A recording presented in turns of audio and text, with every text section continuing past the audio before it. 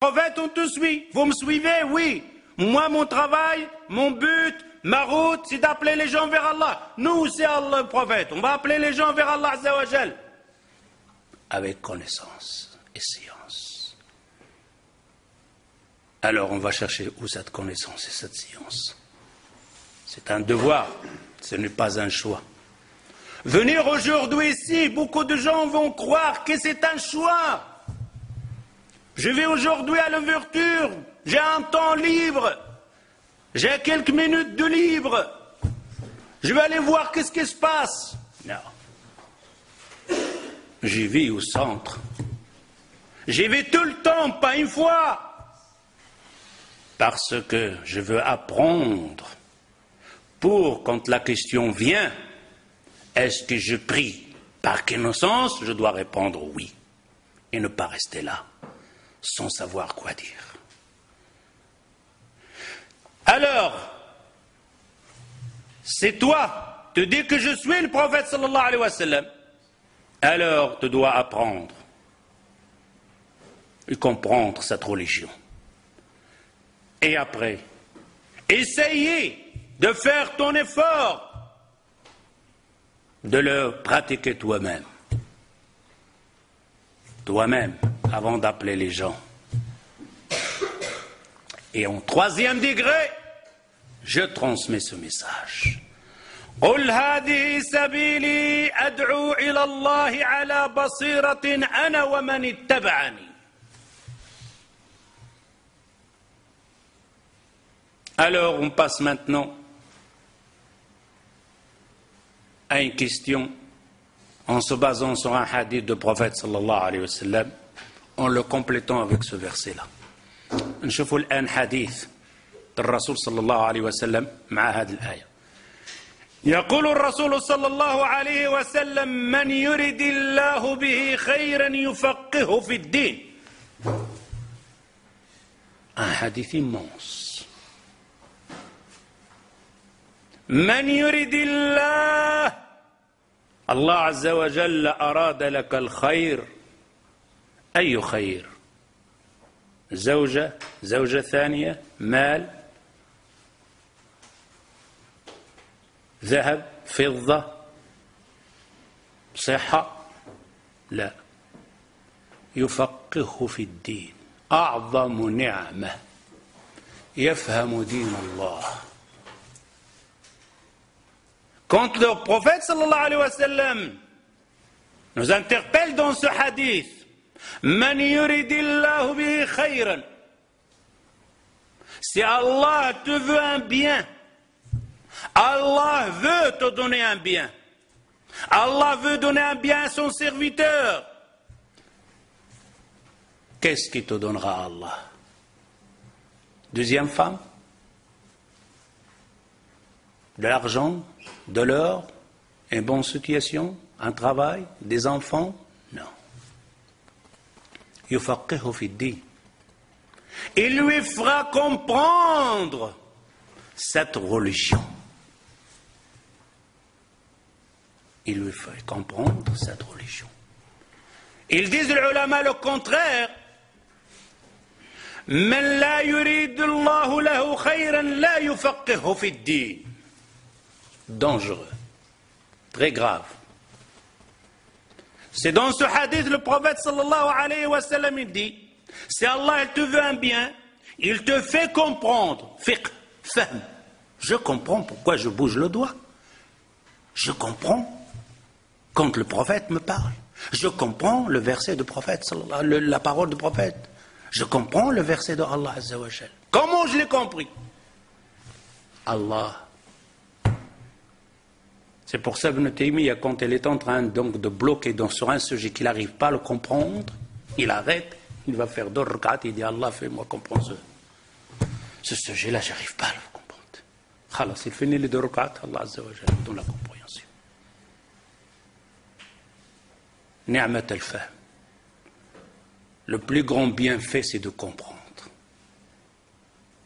Si Allah Azza wa Jalla nous donne ni'mat al-fahm, on n'aura pas de discussion, on n'aura pas de dispute sur le ramadan.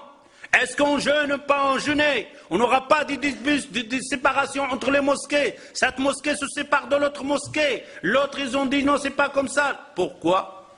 Parce que on n'a pas compris cette religion. On n'a pas compris cette prière, c'est pour ça qu'on se bagarre. On n'a pas compris le jeûne, c'est pour ça qu'on se bagarre. On n'a pas compris le pèlerinage, c'est pour ça qu'on se bagarre. C'est pour ça qu'on s'est dispersé. Les salaf salih, ils avaient cette divergence, mais ils étaient unis. Man yuridillahu bihi khayran yufaqihu fi ddin. Si Allah Azza wa Jal veut te donner un bien, le plus grand bien, yufaqihaka fi ddin. Il te donne la compréhension de cette religion. Alors mes frères, est-ce qu'on comprend cette religion? Ou alors on est parmi ceux-là qu'ils disent, et que le shaitan leur a joué un sale tour de dire, et on ne sait pas quoi faire. Les chouyours, ils nous ont dispersés. Un cheikh il dit halal et un cheikh il dit haram. Faux. Le sujet n'est pas chez les chouyours, le problème il est dans notre cœur à nous-mêmes. Car c'est Allah Azza wa Jal te veut un bien, il te fait comprendre cette religion avec chouyour ou sans chouyour. Et quand Allah Azza wa Jal te donnera ce bien-là, c'est quand il y aura dans ton cœur un bien. C'est Allah sait que dans ton cœur tu pleures, tu dors pas, tu n'es pas à l'aise, tu penses tout le temps à cette prière, tu penses tout le temps à cette adoration, à ce maghrib qui t'a prié, est-ce qu'il est bon ou il n'est pas bon, et qui t'arrive pas à dormir, et tu penses simplement, est-ce que j'ai prié comme le prophète sallallahu alayhi wa sallam? C'est ton tracas majeur avant ce bas monde, Allah Azza wa Jal te donnera le bien. Allah Azza wa Jal te fera comprendre cette religion. Et tu n'auras pas à être perdu dans les divergences des ulama. Et ça reste à savoir, dans ton cœur, est-ce qu'il penche plutôt à ce bas monde ou il penche plutôt à au-delà? S'il penche à la vie au-delà, Allah Azza wa Jal te donnera cette compréhension de cette religion. Car tu le cherches avec ton cœur, avant de le chercher, de venir t'asseoir sur la table ici. Par contre, si ton cœur penche à ce bas monde, à les plaisirs de ce bas monde, plus qu'au-delà, il ne te donnera pas cette compréhension. Pourquoi? Même si tu veux, tu n'y arriveras pas. Tant que ton cœur et ta tête elle est plein, avec ce bas monde, tu n'y arriveras pas. Même on ramènera les meilleurs chouyours, même on ramène ici Abu Bakr pour vous donner le das, vous n'y arriverez pas. Il faut se vider de ce bas monde. Il faut jeter ce biberon de ce bas monde et laisser la place à cette compréhension de la religion d'Allah. J'aimais bien cette histoire, on l'appelle l'histoire de l'Hindi. Je ne sais pas si je l'avais dit déjà avant. L'histoire de l'Hindi, un Indien, une personne veut apprendre et il dit, je vais aller chercher un grand savant pour m'apprendre, pour me dire quelque chose qui me sera bénéfique. Qui me sera bénéfique. Il a posé les questions. On lui a dit oui, il y a un grand savant. Il a une grande sagesse. À peine qu'il te parle, tu as tout compris. Il se trouve où ce savant? Ce sage? Il dit il est en Inde, de côté de l'Inde. Il a voyagé pendant 10 jours et 10 heures, il cherche. Des semaines. Et il est arrivé quand même vers le savant. Quand elle est arrivée à la porte du savant, il toque. Une femme lui ouvre la porte. La servante ou le garçon. Il dit, je veux rencontrer le cheikh. Il dit, prends la salle d'attente et attends là. L'élève attend dans la salle d'attente, elle est là. 1 heure, pas de cheikh. 2 heures, pas de cheikh. 3 heures, pas de cheikh. Et le cheikh, il est parti où? Après 3 heures, le cheikh, il a apparu. Salam alaikum, wa alaikum salam, il s'assoit le cheikh. L'élève, 10 semaines de voyage pour apprendre. Il lui dit pas, le cheikh, excuse-moi, le retard ou quoi, rien. Le cheikh, il s'assoit, il le regarde. Il regarde l'élève, là. Et l'élève, il regarde. L'élève s'énerve, il commence à bouillir à l'intérieur. Et tout d'un coup, le cheikh le lève, il dit, bon, je vais parler, mais il ne veut pas parler. Des cheikhs, je viens de loin, des semaines, etc. Et le cheikh l'interrompt. Tu veux de thé? Je veux du thé. Après 3 heures, je veux de thé. L'élève, il dit, bon, tout ce voyage, 3 heures d'attente, allez, un verre de thé, ça ne fera pas de mal. Allez. Il dit, Allah, le thé, yallah, j'ai le thé. Moi, je viens à prendre 8 barres de thé après 3 heures d'attente. Le cheikh repart pour aller chercher, ramener du thé. Le cheikh, une demi-heure, il ne revient pas avec du thé. 1 heure, il ne revient pas. Le cheikh est disparu encore une fois. Et l'élève, il est là. Ça passe comment à l'intérieur ici? Ça bouille, c'est fini, khalas. La tête est pleine, colère. Le cheikh, il vient quand même avec un plateau de signe, avec le brad, il casse. Elle s'assoit. Il pose le plateau, il regarde l'élève. L'élève, il attend. Mais oui, on fait quoi? Et l'élève, il dit, cheikh, tu veux du thé? Ben, évidemment, tu me dis le thé tantôt. Ben, alors verse-moi le thé. Il prend le cafetière, il prend le verre, il met l'assiette, le plateau devant les genoux de ses lèvres, il prend le verre, et il baisse. Il le regarde, le verre est plein, le thé passe à travers, tombe sur ses vêtements, etc. Et il le regarde. L'élève finit, il est complètement plein. Pas le verre lui-même. Il dit, khalas, anta majnoun, tu n'es pas un cher, tu es un fou, toi. Toi, tu es possédé, tu n'es pas un cher. Fini, je n'ai pas besoin de thé ni rien du tout. Et le cheikh, il dit, khalas, le thé. Il dit, khalas, je ne veux plus. Le cheikh, il dépose le brad. Il dit, khalas, je ne veux plus rien. Il dit, tu as appris la première leçon. La deuxième leçon, ça sera pour le deuxième voyage. Tu peux repartir. Quoi? Leçon? C'était une leçon, ça? Évidemment, c'était une leçon. Et je vais t'expliquer, mon fils. On ne peut pas apprendre quand on a la tête pleine et le cœur plein. Tu vois dans ton quartier maintenant, si je vais te donner un hadith ou quoi que ce soit, tu ne vas rien comprendre. Et tu ne vas rien retenir. Car tu es plein à l'intérieur. Colère à l'intérieur. La tête, maman. Qu'est-ce que je veux te dire qu'Allah Rasoul? Tu n'y arriverais rien. Et dès la prochaine fois, pour bien apprendre, tu dois être vidé de ce bas monde. Et tu peux t'asseoir pour remplir. Ce qu'on appelle at-tasfiya wa at-tarbiya. Vider et remplir. Et nous, on a plein de ce bas monde. Où tu vas remplir la hadith? Je vais le mettre, la voiture, le pare-choc, les freins ici, etc. Je vais le mettre, rien. Il n'y a pas de place. Il faut revider, laisser un peu de place pour cette parole. On appelle ça l'histoire de l'Hindi. Quand on vient à un cours et qu'on a beaucoup de tracas, ou qu'on a la tête pleine de ce bas monde, de loyer, de l'électricité, de crédit, de voyage, des vacances, des femmes, tu ne peux rien retenir. Dieu qui te sort de là comme le vent. Je ne sais pas ce qu'il a débouché, mais j'ai rien. Mais j'espère que l'histoire de l'Hindi, vous allez vous en rappeler. Car l'histoire, on les retient bien. Revenons à cette discussion. Pour se vider de ce bas monde,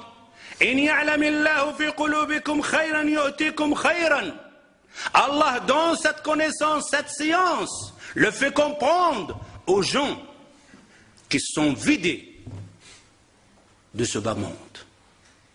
Ils ont laissé la place à cette religion. À cette religion qui est basée sur la ilaha illallah. قل هذه سبيلي أدعو إلى الله.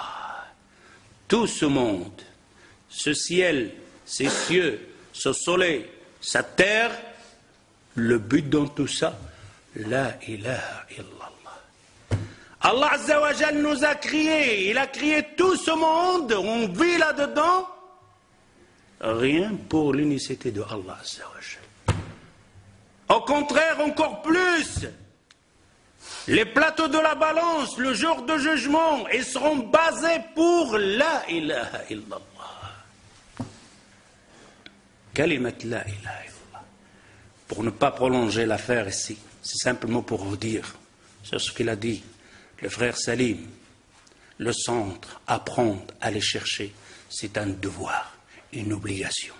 Un devoir de venir, un devoir de soutenir le centre, un devoir de se participer avec de l'argent, un devoir d'être présent, un devoir de se tenir qui ne tombe pas. Je ne parle pas d'ici, je parle de n'importe quelle association. À condition qu'il appelle Allah Azza wa Jal, qu'il n'appelle pas à soi-même. قل هذه سبيلي أدعو إلى الله على بصيرة أنا ومن اتبعني. Et tout ça, c'est pour, comme je dis, pour la ilaha illallah.